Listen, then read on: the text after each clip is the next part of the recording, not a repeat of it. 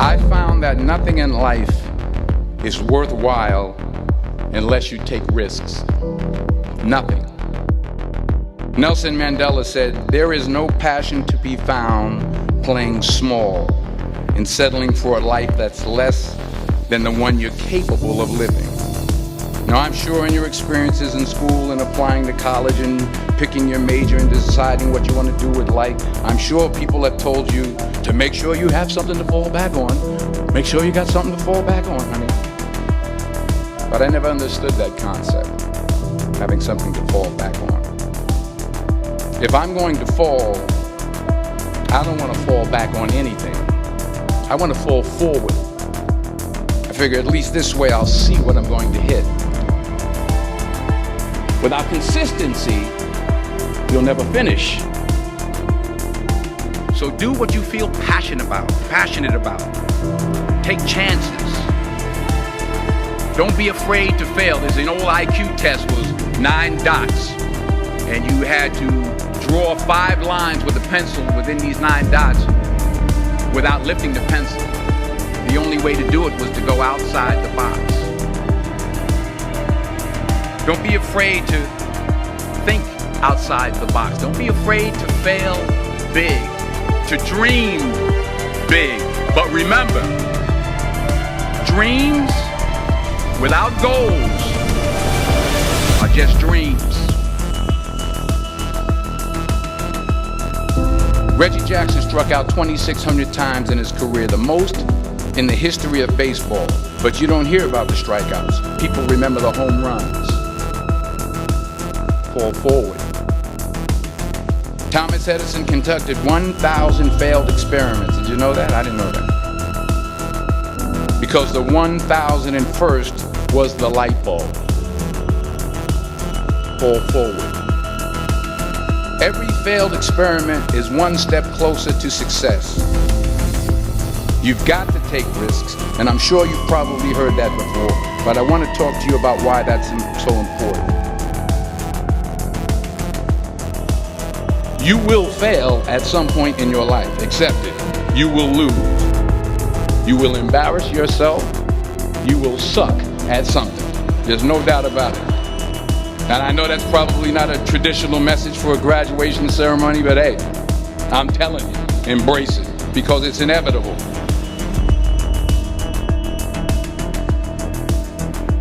In the acting business, you fail all the time. Early on in my career, I auditioned for a part in a Broadway musical.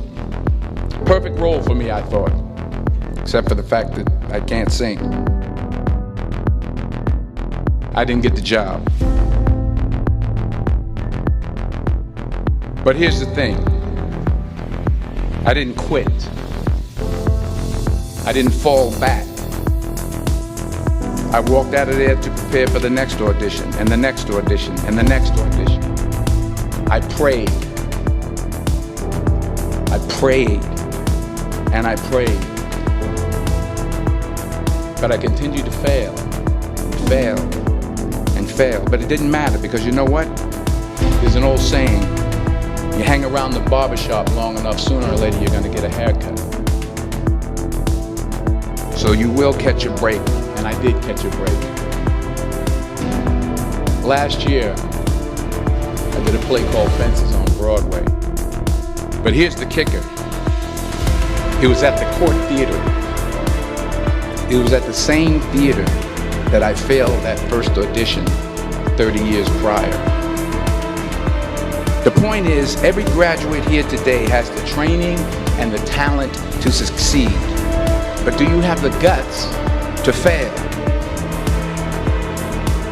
If you don't fail, you're not even trying. I'll say it again. If you don't fail, you're not even trying. To get something you never had, you have to do something you never did. So imagine you're on your deathbed, and standing around your deathbed are the ghosts representing your unfulfilled potential. The ghost of the ideas you never acted on. The ghost of the talents you didn't use. And they're standing around your bed, angry, disappointed, and upset.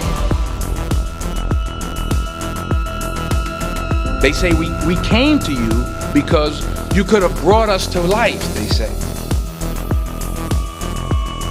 And now we have to go to the grave together. So I ask you today, how many ghosts are going to be around your bed when your time comes?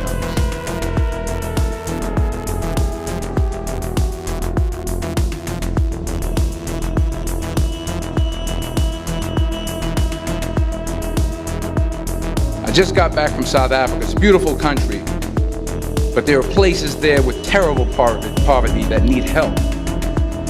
And Africa is just the tip of the iceberg. The Middle East needs your help. Japan needs your help. Alabama needs your help. Tennessee needs your help. Louisiana needs your help. Philadelphia needs your help. The world needs a lot, and we need it from you. We really do. We need it from you young people. I mean, I'm not speaking for the rest of us up here, but I know I'm getting a little grayer. We need it from you, the young people, because remember this. You got to get out there.